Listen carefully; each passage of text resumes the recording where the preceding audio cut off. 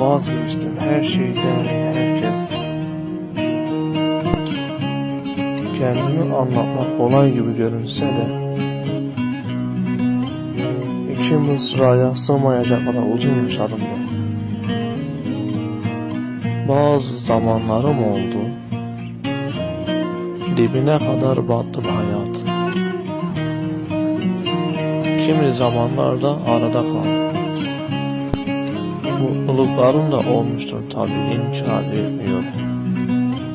Ne zaman ki iyi niyetim saflıktan sayıldı, göz ucuyla bakıp bir kenara ittim onları da. Arkamı her döndüğümde beni sorgulama ihtiyacı duyan insanları ise kendi haline bıraktım. İlahi adalet nasıl olsa gelip bulacaktır yerimi. Ben buna inandım. Her hata yaptığımda suçlayacak bir yüz aramadım mesela. Kendime kızdım en çok, kendimle hesaplaştım. Kendime kestim cezasını yaşadıklarımı.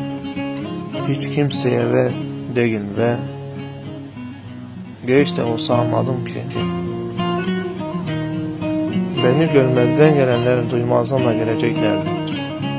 Saçlarımı boyadığımda kimse daha güzel sevmeyecekti beni. Sevmeyecekti beni. Dağınıp bıraktım.